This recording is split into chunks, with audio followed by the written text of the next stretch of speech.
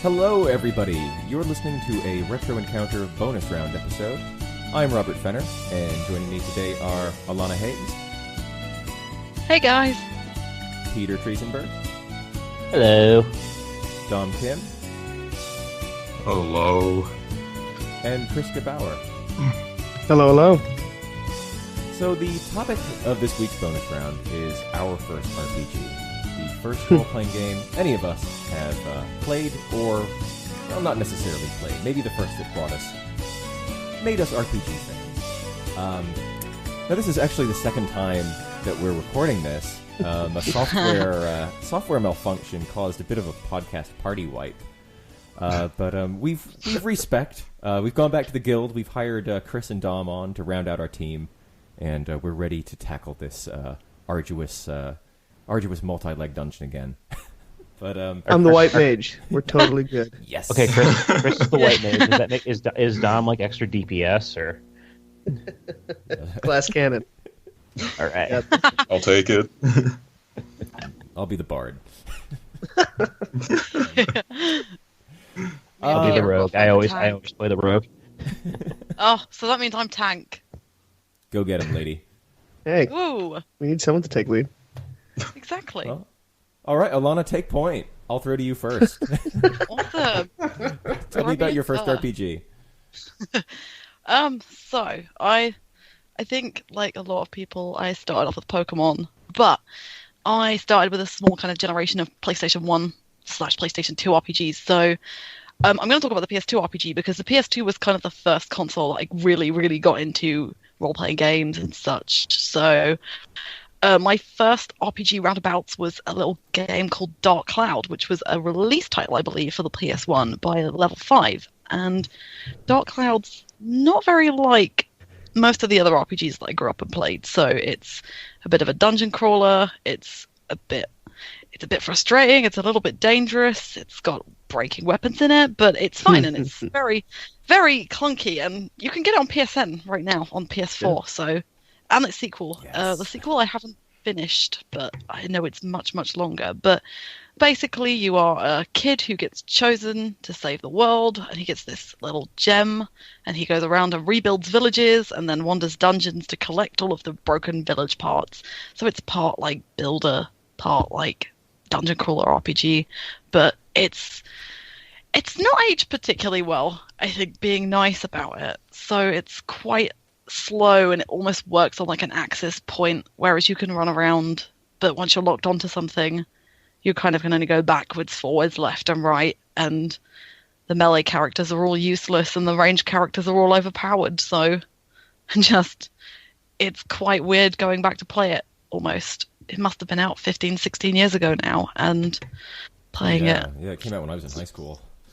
Yeah. So it came out with the PS1 when it came out here anyway in Europe. So Remember when they announced Dark Cloud, it was like they wanted it to be a Zelda killer? Oh, God. They did, didn't they? They really did. It was ActRaiser meets Zelda. It's nothing like Zelda, so that was a terrible idea. But it had the Link-like guy on the cover, and that was Tone. That was the big part. He wears green, therefore they must be the same. He has a green hat and pointy ears. It must be Link. He looks got a sword. A little Akira Toriyama to me. He reminded me of the guy in green from To Ball Number 1. He does. He does Good look a little. pull. But importantly, there is a cat. So, there's a cat person. Yes. This is important. It is important. Xiao was amazing, and it's broken because she has like rapid fire slingshots, and you can get an ability which means her weapon doesn't break as fast. So like she can take like 5 shots and not lose any damage on her weapon, and it's like, okay, this is fun. So we'll just walk around and slingshot things. But it's a nifty little RPG, I think. I think it's a difficult one to recommend nowadays, but I like it. I think Dark Chronicle, as it's called here, I think it's called Dark Cloud 2 in America anyway, so is a lot more refined and a lot better from what I've heard, but it's also like 4 times as long, maybe. So I think I would... It's really pretty, but that length is really daunting. I think you don't even get into the town building stuff until several hours in, if I remember correctly. Yeah, it's true.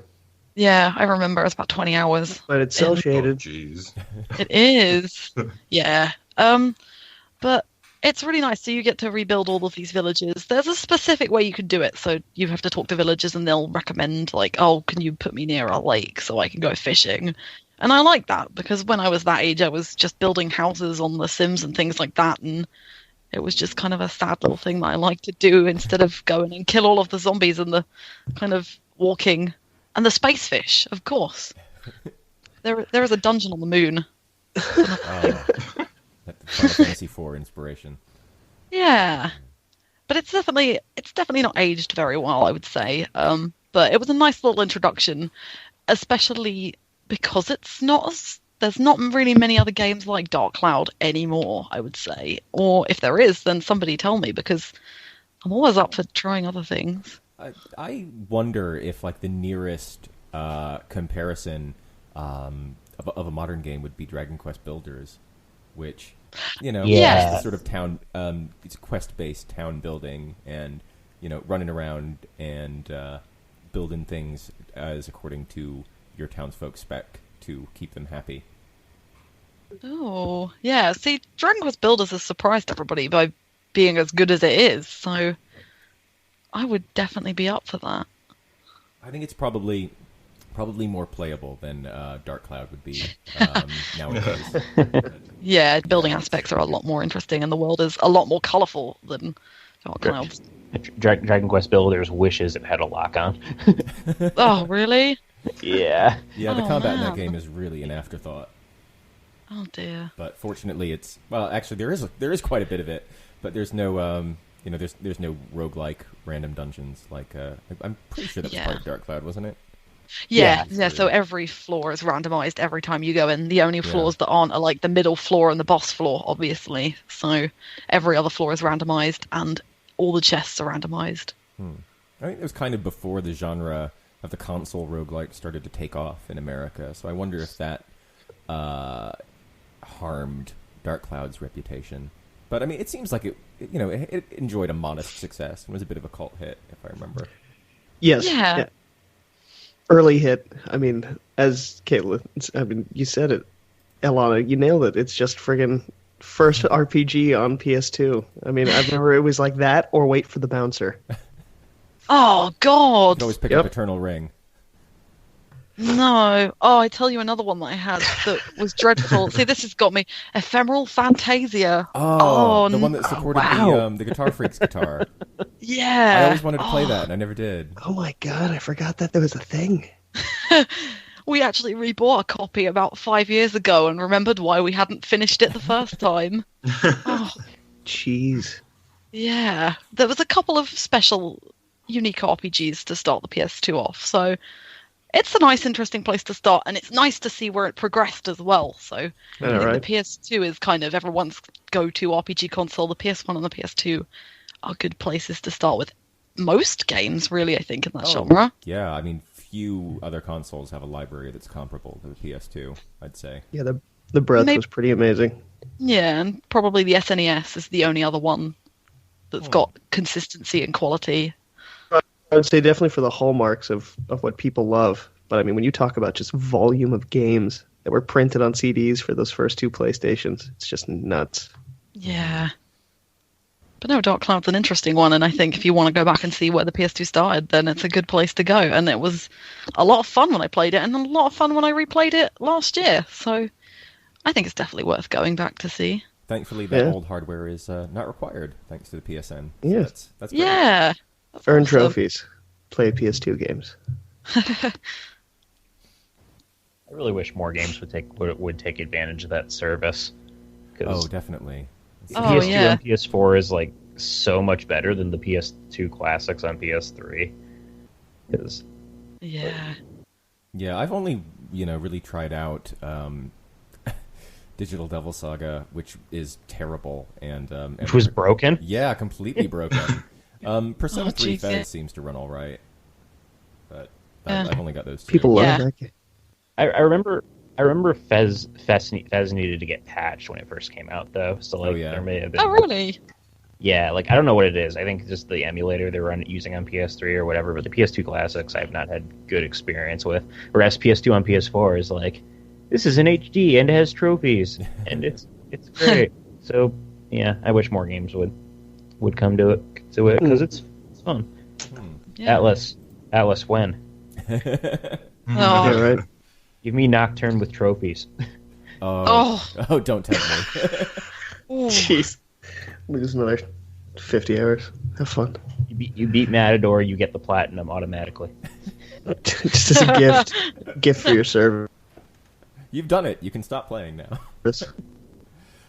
Okay. Oh, God. If you've made it this far, you're probably good. Yeah, that was a stopping point for a lot of people. Yeah. Okay, Dom, let's hear from you. Tell me about your first RPG that really turned you on onto the genre.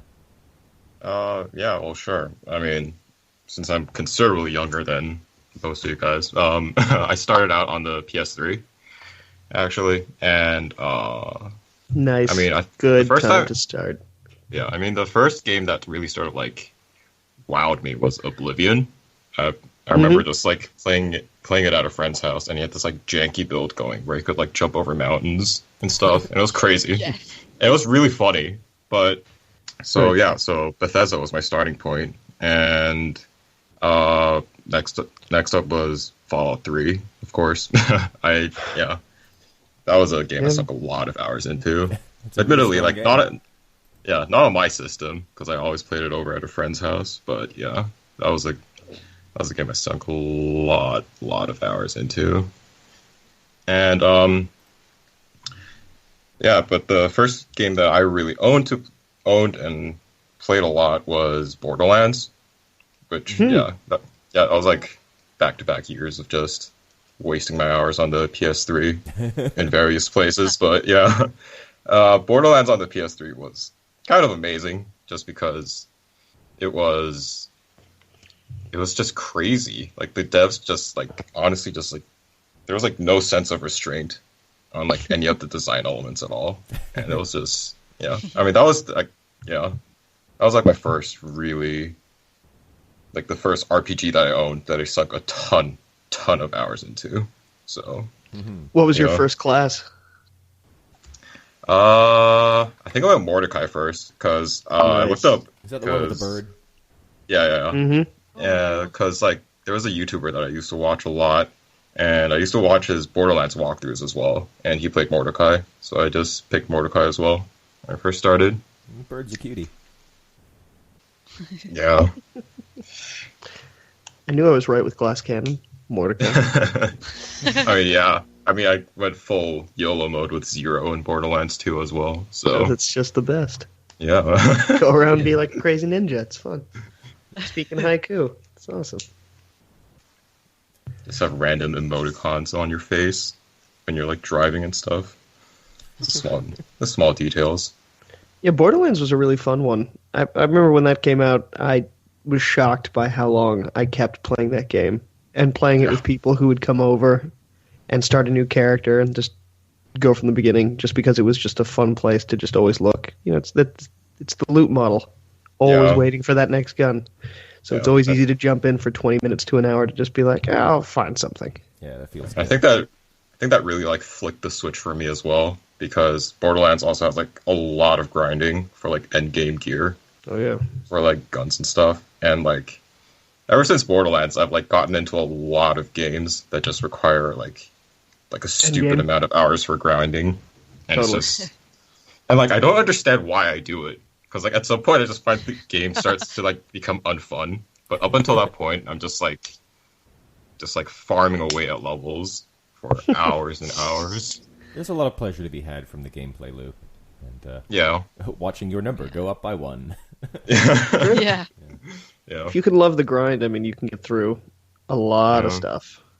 But like, yeah, I mean, one of the problems that I also had though was like once you got through with the grind and you had like the best gear possible, there weren't a lot of games that I really thought had like good end game, sort of where you can like test your character's like limits and stuff. Right.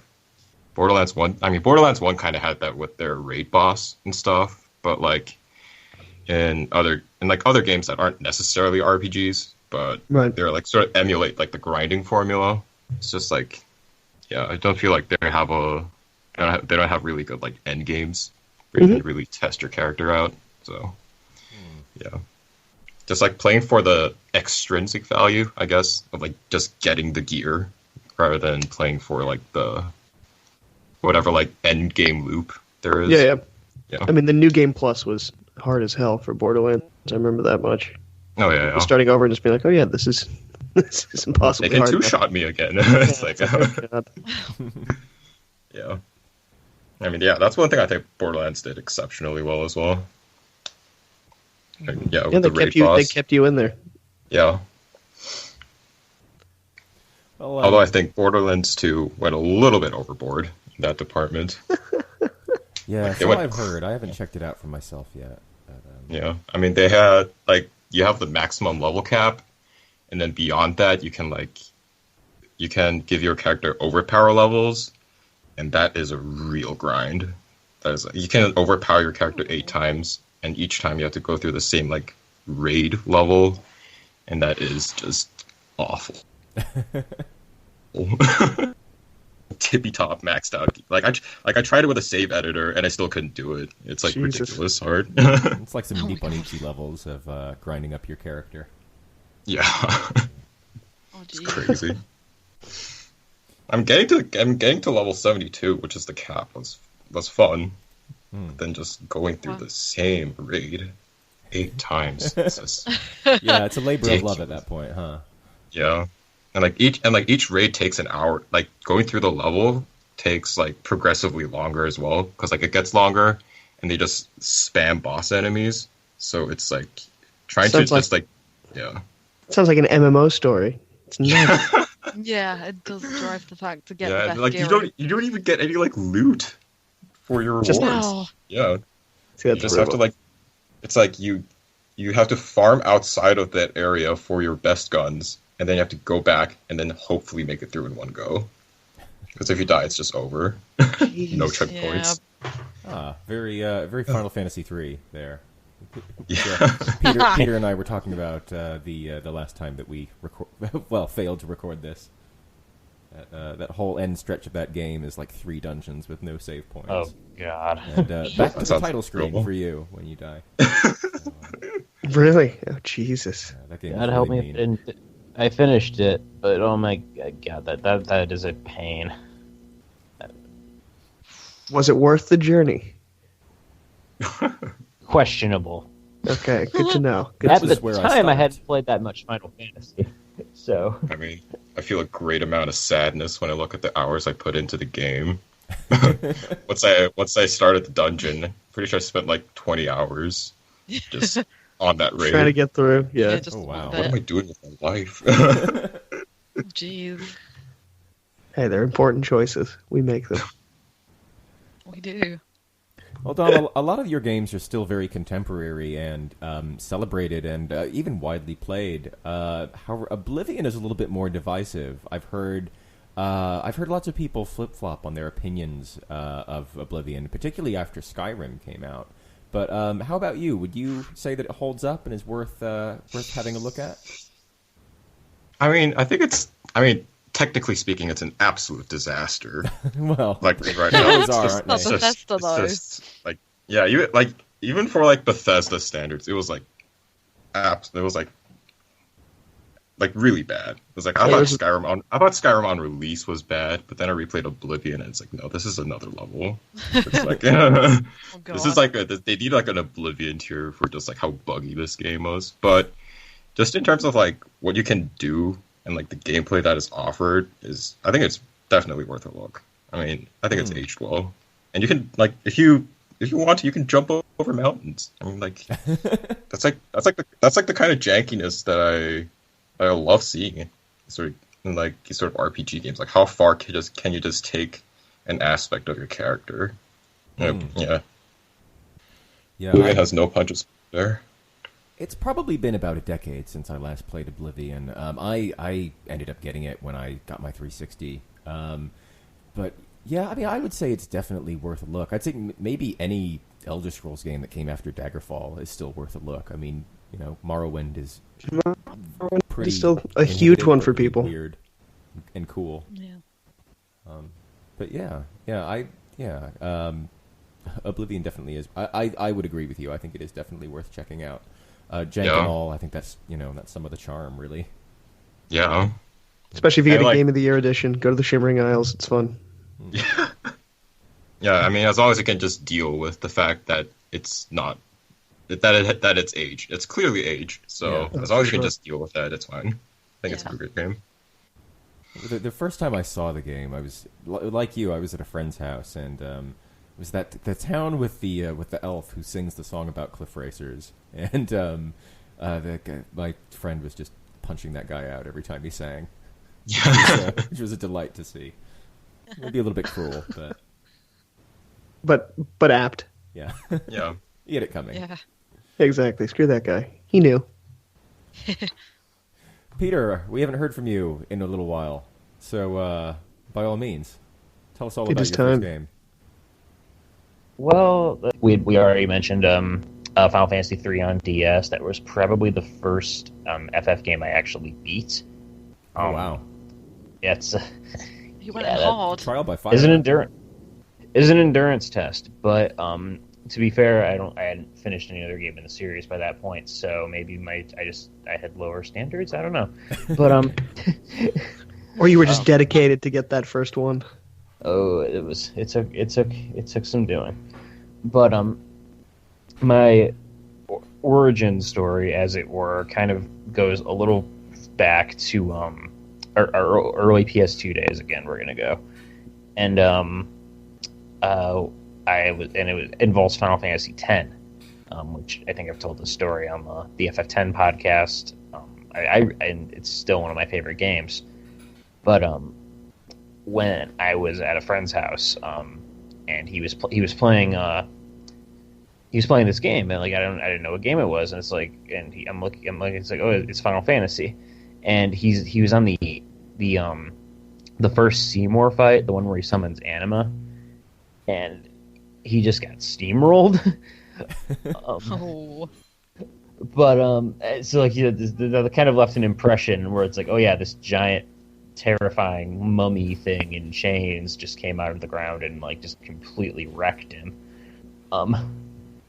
But I hadn't really, like, for someone who kind of like was weaned on like just Nintendo games like Mario and stuff, like Final Fantasy was just kind of this whole other territory for me. Like, wow, this game has a story and these characters. It's dramatic, and he also would play the first Kingdom Hearts.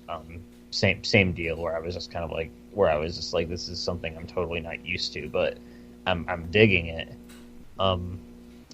Although then later on, I found out the library at my elementary school, I think it was in second grade at the time, they had the strategy guides at my school's library. Oh, so I picked those up. Good school. Do a book report. Yeah, no, it was. That's my kind of library. It was sweet. I don't know why they would have these at like. It was just elementary school, but seems kind of inappropriate. Yeah. They were there, and I flipped through that and was just looking at the artwork, and like Final Fantasy X still has like my favorite cover art in the whole series. So like, oh yeah, it's great. Super striking image. With like Tita standing like in the water, kind of looking up, and it's. Oh yeah, because you guys got the Tidus one, didn't you? You didn't just get the plain white. They right. did sort of the Japanese covers over here in the UK with just the white background with the logo, which I think is a little bit more striking, personally. Yeah, I did that with 15. I did the reverse cover, so it's Yeah, me black too. with just the logo. Yeah.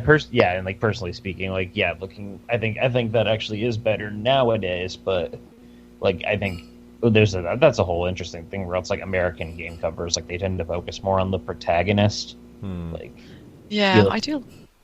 I find them to be, I don't know, like I don't know how I feel about when I see these, Western box art that has, the CG renders of the characters front and center, instead of, a, piece of bespoke art to, be the game's title card. Like the eco cover, the always famous That's so good. dude in horns versus the beautiful Leger type. We got Oil. the latter here in the UK. Yeah, I We know. did. But the tulip cover as well. The Western cover for that has just like models of all the characters in a line, but the Japanese cover has like this beautiful watercolor scene of the protagonist sitting on top of a smokestack overlooking the town at sunset. That's one of my favorite covers, I think. But you're Yeah, not that's allowed to really have it. when like Yeah. Not allowed. even games that aren't out yet, like Nier Automata, they've already said is going to have reversible cover art, which is good nice. because the Western cover art is not very good. Aw. But FF15 same. I think FF15's cover is fine, but Yeah, it's Yeah. okay. It reminds me a little bit of like the original Lunar's cover on the Sega CD, where everybody was having a battle scene. Actually, I think that was the disc art. I don't think that was the actual cover art. But... I just remember the PlayStation box just being lunar, and I was like, "Wow, you had a much more interesting cover art than I did." Or his face on the CD box. That was about it. yeah, Final Fantasy X kind of got me like it kind of tipped me off to the series, so it was into RPGs in general. And then eventually it would I told you I beat 3 on DS, I beat 4 on DS. oh wow! You Yeah, you went that above 4 and beyond. remake is. Yeah, that 4 remake is evil. Maybe I had a bit of a trial by fire. You broke in. I remember the first time I beat 4. I was on the Zeromus fight, and he wiped almost my entire party with a big bang except for Kane, and I thought I was going to lose the fight. So I had Kane use jump, like screw it, and then that actually won the fight. Nice. Freaked out. It was fun. I was going to say, did you jump up and just start screaming? And everyone's like, "Why are you so excited, sir?" Yes. Please remain calm. Yes. Kane was there for you. In the end. I used to do that whenever I beat games. Now it's kind of like, okay, I have a backlog the size of East Texas. Time to start something new. But from there, I think 13 came out, and then I played through the rest of the series in reverse order, like that year. Oh wow! It was. I went from 13 to 12 to 10, 10, 2. And then Wow.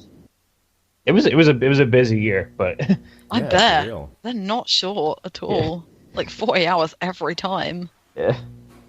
So 12 took me like 2 months because I was in school and I was like on and off. Like I would like stop to just like grind levels because I didn't have to do a lot of hunts the first time 12. And Yeah, well, 12 was a bit of a grind anyway.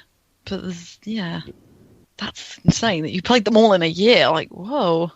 Do you even do FF2?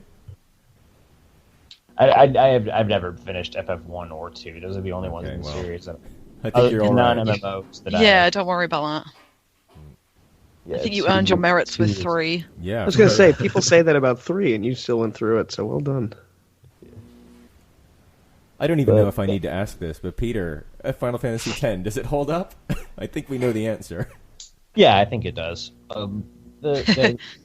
It's accessible and like because like with the HD version especially, and now that they've patched it on PS4, like yeah, the animation wise, it's not the greatest, and the voice acting is kind of a Very hit or miss. acquired taste. Yeah. I think a lot of it actually is actually pretty good, but it kind of goes with that was their first time like fully voicing a game. Yep. Yeah. They put scripts in front of people who had never read those words before. That's for damn sure. Did you see that? Did you see that video of James Arnold Taylor reading? He showed the script for the laughing scene. Yeah. It's a great video. Yeah. Beautiful. But like 10 still has it has one of the best turn-based battle systems For sure. ever. Oh yeah.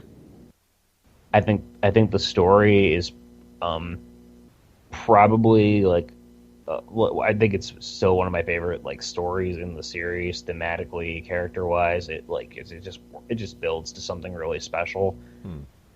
The art style is bizarre but really striking. Sort of Okinawan infused, ancient Okinawan architecture and setting, I suppose. Yeah, and Final Fantasy X is one of the games in the series where it is utterly bizarre and alien in a lot of ways, but unlike later games in the series like 13, I think it manages to just make it all work. It feels very cohesive, yeah. It does. It's cohesive.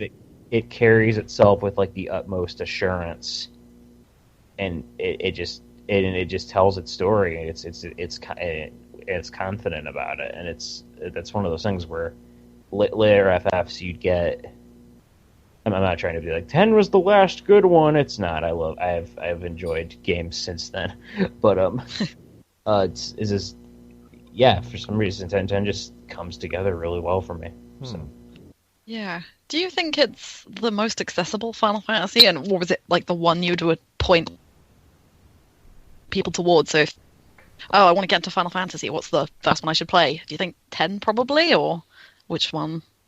Yeah, I feel like recently I've been pointing people towards 15, but yeah.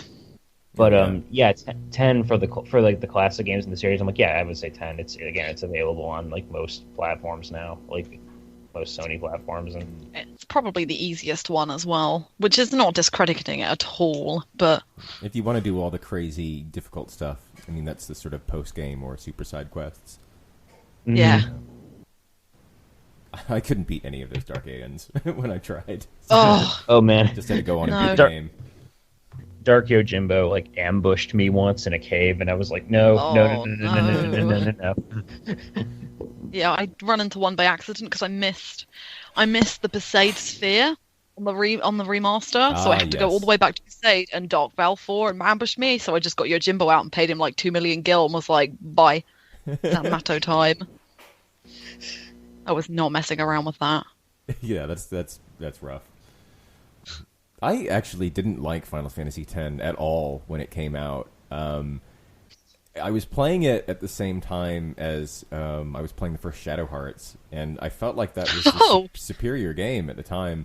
But the HD remasters really brought me back around on it, and I played through 10 and a little bit of 10-2 on PS3 maybe 2 or 3 years ago, and thought, wow, this is actually really brilliant in its simplicity. That battle system is kind of perfect for what it sets out to do.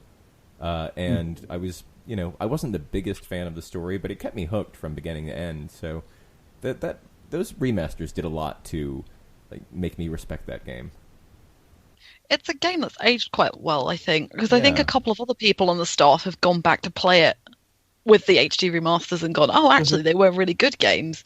And I think I didn't really appreciate 10 until I replayed it about 7 or 8 years ago. So I don't know why I did that. I'm not sure if it's because it's too sunny and bright and pretty, and maybe I wanted at the time. I was just I want more grit. Now I don't. But yeah, I'm not really sure why it took a couple of us a while to get into it. But it was a pretty big departure and it's funny from that 9. Yeah, I possibly. Think maybe that was part of what it was for me personally. Yeah, because I think maybe for me as well, because 9 I hold very dearly and high up. So yeah, it also was the first FF to do a lot of things. I mean, we talked about the voice acting, and just in general, it was the first PS2 one. It was so hyped up. Yeah, and I do think a lot of people went into it and were just like, I mean, it's good, but it's not the end of the world. And then you go back to it and you go, oh, you know what? It was a lot more charming than I thought. Or the battle system, or some people just get obsessed with Blitzball. Blitzball's great. It was such an improvement to the tarot card. game from 9. Love it though, I do. I love Tetramaster, although Triple Triad is great, and Triple Triad in 14 is great. The FF cycle is about as real as the Zelda cycle is, where the new game is always the worst thing ever until the next game comes out. Oh, definitely. Right, yeah. We're seeing it now. We're going to see it again. It's Except for Skyward Sword, everyone seems to hate that one. Yeah. Well, I think Skyward Sword is still alright, but technically was the last new one. I don't know, when did A Link Between Worlds come out? Although that is but weirdly enough, That's a funny that's case. the first. Yeah, because everyone's universally praised A Link Between Worlds. Oh, that's a perfect game, yeah. Yeah, it's really rather wonderful. But it has Skyward got Sword the is same. really good has really good dungeon design, and It does. It's got a good water temple, so that is an automatic. yeah, like how did that happen? And yeah, it's got issues, but I think it's still pretty good. But Yeah. off topic, the Zelda fanboy in the room will retreat to his. It's fine. Back to the cave. And with the Zelda fan vanquished, Chris, let's hear from you. All right, so I guess first RPG that I remember thoroughly was, and I got through. I was introduced to games through my brother, mostly my older brother. And the first major RPG was, ironically, because it's the 20th anniversary, Diablo 1. I was 6 years old. The game blew my mind. It was, in a lot of ways, I think I didn't play Doom. I played Wolfenstein 3D. But I think it was that same effect that when you hear people talk about Doom and be like, oh my god, and I was dodging the fireballs that were coming at me from, the imps and whatnot. I remember playing Diablo for the first time and just being transported. I thought the soundtrack was so eerie and wonderful. And Diablo 1 was much more of a horror game than 2 and 3 in terms of how they designed it and sound design. And so as a 6-year-old, I was horrified. And so my brother and I had to play. We always played together, and we had the weirdest thing. So basically, I would play the left hand and do potions and spells and abilities. And he would just worry about killing stuff and clicking on things till they died. The left hand. We had a really good system. Oh, yeah. That's good. It's like if we were playing Wolfenstein, I would do the cheat code MLI so that he would always be, regenerated and we can kill Mecha Hitler. That was kind of our system. What happened when you're the younger brother? But I could never finish Diablo on my own. I could always get about halfway through on my own runs and then get too spooked out and just couldn't finish it. So the first RPG I finished was also my first console RPG, which was FF9. Okay. Yeah. And I remember getting that at Christmas. I had never asked for it. I'd never played a Final Fantasy or really thought about them. I remembered the Final Fantasy IX posters in New York City in the subway, but that was about it. That was really all I knew about Final Fantasy. And then I remember putting in that first disc and just getting swept up in the story of kidnapping a princess. I thought the writing, I was 6 for Diablo, I was 10 for FF9. I was really shocked at the quality of the writing in the script of that game.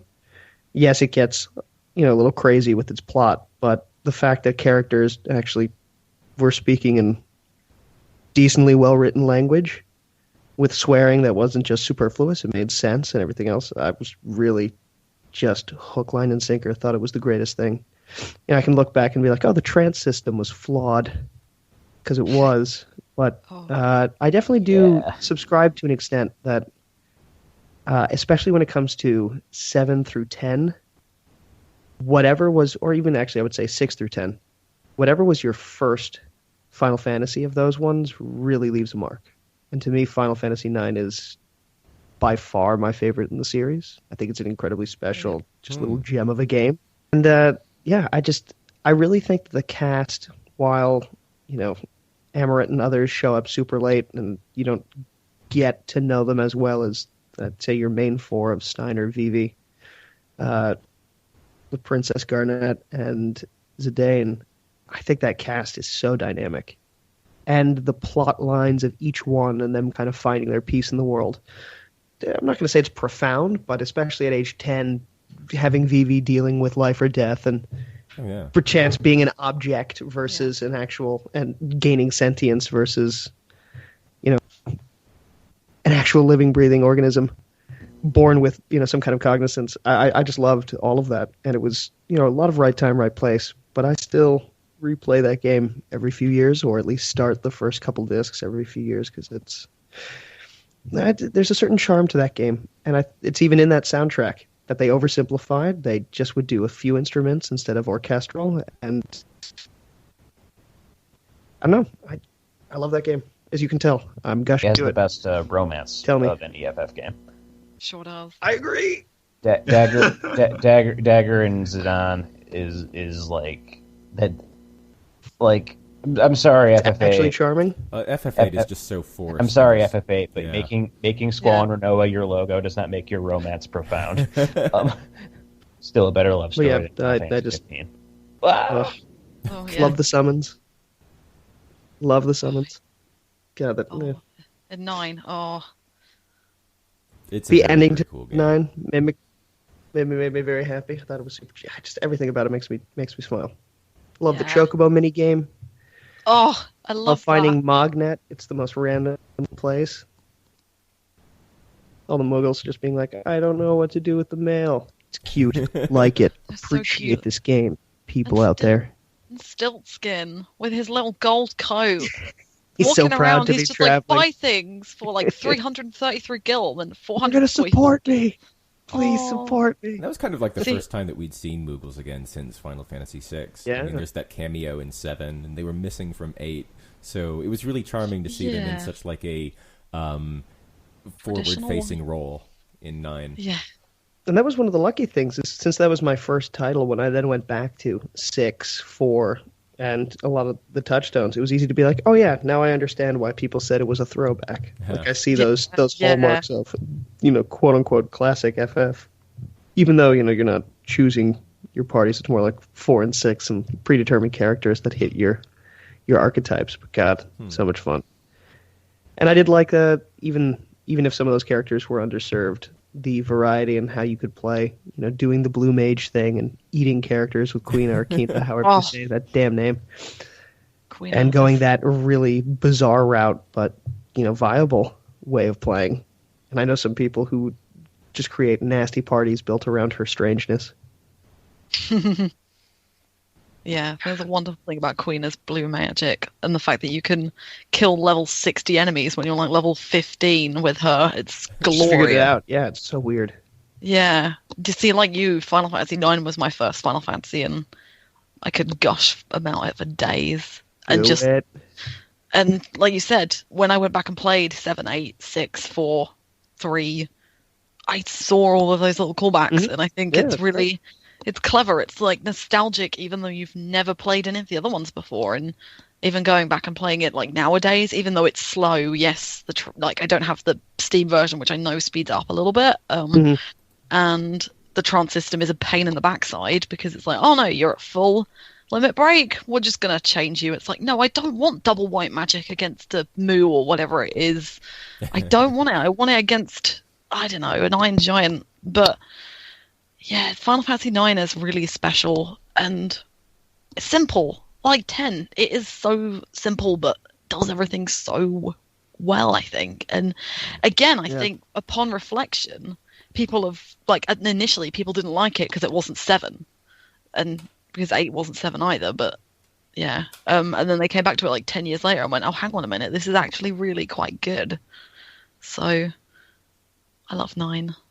I liked Talk it a about- lot at the time. I'm ashamed to admit this is one of the few mid-series Final Fantasies that I never actually beat. Something always came up, and like I always ended up having to stop at Conde Petit. Like at one point, like I moved to England, so I couldn't. God, yeah. So I couldn't rent it anymore. But it was the first thing I bought on PSN when I got my PS3, and I've recently reinstalled it on my Vita, and I'm playing a little bit before bed each night. And I'm at Conde Petit, so maybe I'll pass it this time. Awesome. But that game is just so charming. It's really. So they're all really yelling nice. rally ho at you, and you're They like, are. okay, we're Yeah. back here. It's like I'm out. I have to- Everybody here's made me feel really old. 'Cause my first RPGs are quite a bit older than everybody else's. There were Wizardry. Oh boy, I don't know if I'd be able to stand that as a kid. I don't know. My first Yeah, two, there's some weird things we put up with. Don't worry. I bet you would have. I played two games very close to each other, and they were Phantasy Star 1 and Ease 1, both on the Master System. Wow, damn. And my dad is really involved in fantasy art as an illustrator and a curator. He used to put out this book called Spectrum every year. So, it would stand to reason that, I don't know, this would be the kind of thing that he'd be interested in. And although my dad was interested in games, he really didn't want me to rent any RPGs as a little kid. I think he was afraid that, I'd grow up to be some kind of insufferable sci-fi fantasy nerd, which is the kind of thing that he hated. And I guess that is kind of what I grew up to be. But he eventually relented, and we rented Phantasy Star. And seeing the scope of this weird science fiction world, and having interplanetary space travel, it kind of showed me for the first time that games could be something more than Mario or Contra. So walking around town and talking to these people, and then having the screen transition to a first person view of a street with a screen length person standing in front of you talking to you. I found it all very impressive. And I was probably under 5, so I was actually really scared by the first person dungeons. They kind of had this survival horror jump scare effect on me. So I stuck with it. 3 demons just pop out. You're like, no, why? Yeah. Oh, the battle animations in that game were so ridiculous. Nobody ever really attacked you. There was there was a vampire bat that just did a backflip, or a winged eyeball. I remember the winged eyeball was my favorite. He'd just flap his wings and that would do damage. So everybody had these silly little animations that were never actually very violent, but they were fun to see. And Ease 1 on Master System was not a good port at all, but I was really enticed on how you're just dropped into that world with no explanation. You just press start, and you're in Mania Town. There's no opening text scroll or anything. You're just there. You've got some money. You've got no items. Figure it out for yourself.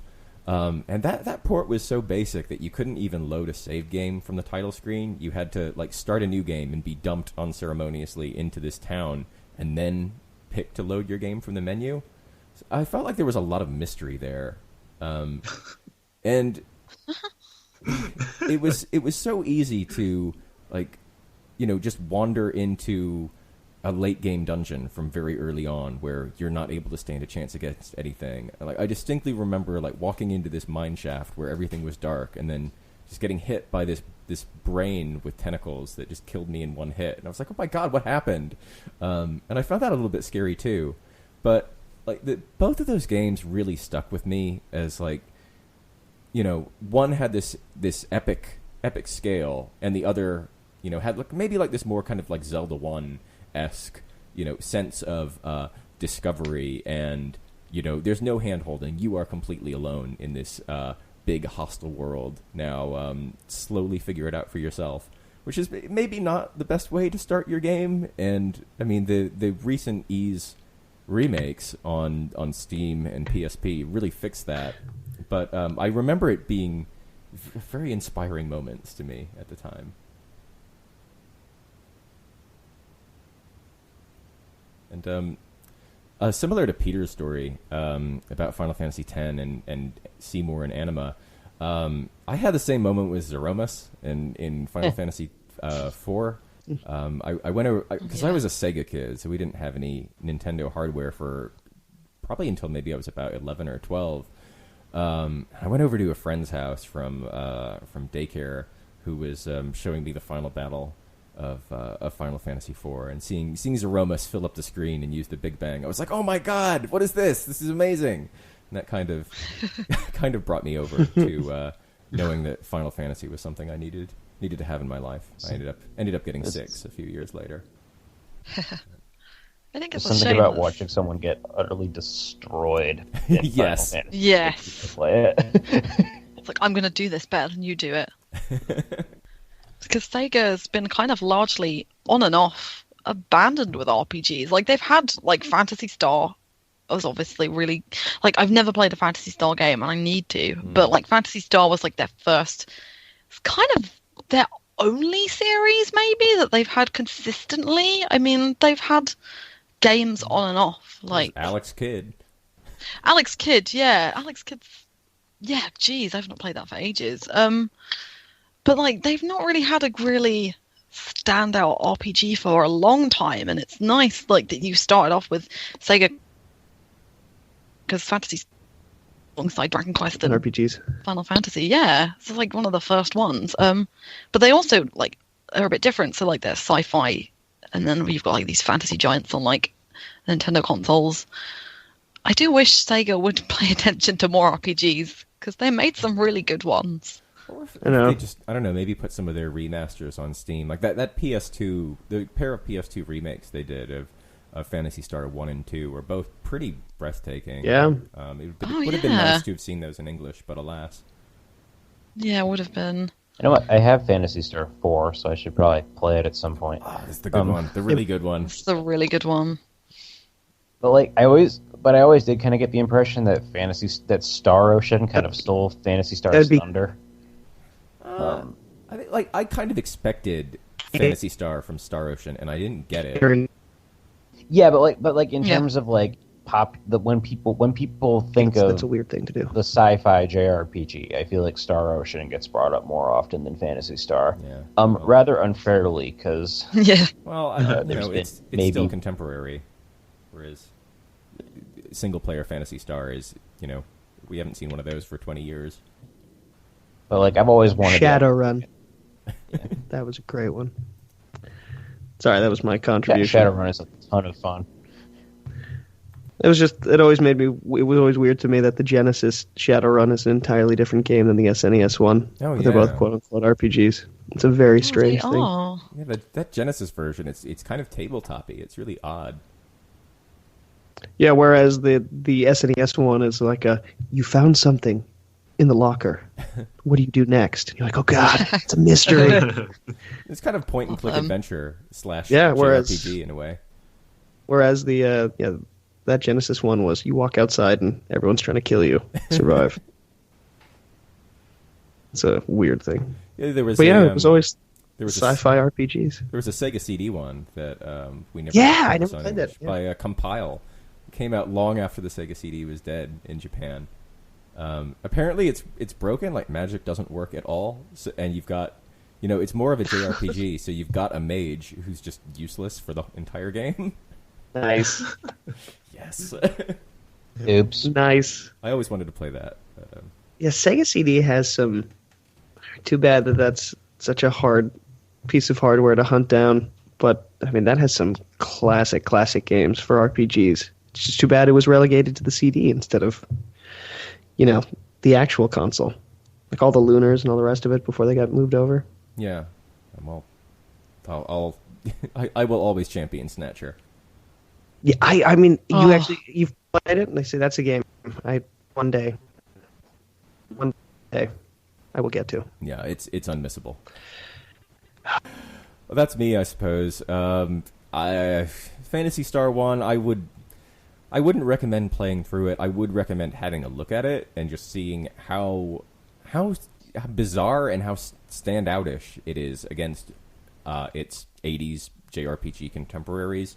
Because there's really nothing else like it. I mean, there were a few Japanese Famicom games that kind of tried to steal what it did, like this game Starfield of Memorable Relics. But like none of those games really, they really felt like pale imitators. Whereas Phantasy Star, felt like something very special that is largely unplayable today.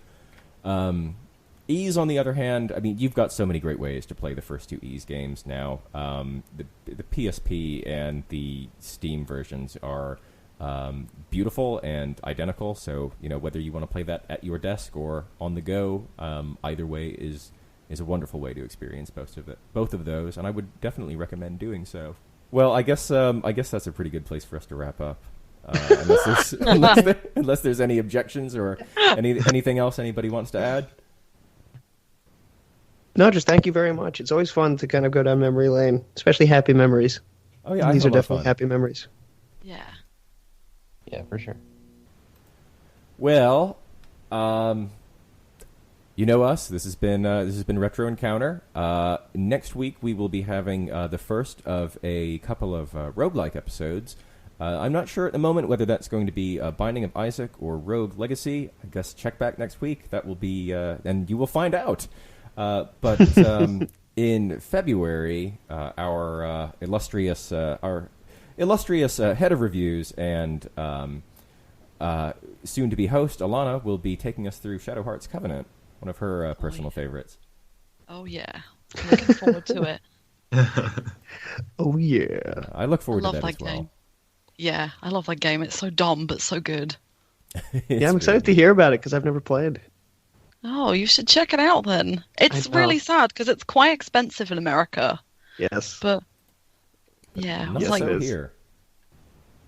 Sorry. Well, a bully for you. Yeah, Okay. Yeah, no, it's quite cheap over here, which is quite strange for. I don't know. Maybe it's all the shenanigans in Europe. There's some specific games that just had a much bigger following in Europe than they did in stateside, and so it's for some reason easier to get copies of. It's always random too, like Shadow Hearts. It's maybe one of those examples. I wonder if that's part of why it's more available. But yeah, it's got to eBay. Yep. Well, Alana, if people want to interact with you, how can they do so? Oh, well, you can email the podcast at retroencounter@rpgfan.com, Good or you can tweet me at Alana Hagues, or I'm diving falcons on the board, so shoot me a message. Chris, how about you? I'm at Chris Gebauer, and you can go to my website and tell me I'm stupid. It'll be fun.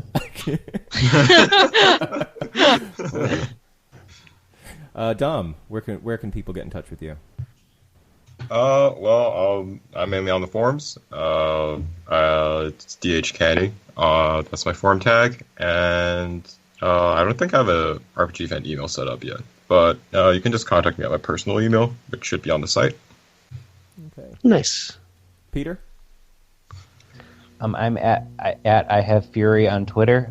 That's also my handle on the boards. It entertains me every time I hear that. Yeah. Super Mario. I have Fury On Twitter. and so yeah, get in touch with me. It's especially if you have news related questions or just want to correct my my atrocious proofreading, because I appreciate it. Keep me in line. We appreciate you. Yes, we do. Thanks. Appreciate it. Make things happen. Well, finally, you can find me on the boards as Townscar Marty, or you can follow me on Twitter at Misanthrobob. And if you want to talk old games, I'm your man. I have played some old games. I just came to them a lot later. But... It's okay. Okay. It's okay, Grandpa. We got you. yeah, we'll follow up. It's fine. Folks, we've been Retro Encounter. Thank you so much for listening. Be sure to check back next week, and we'll speak to you soon.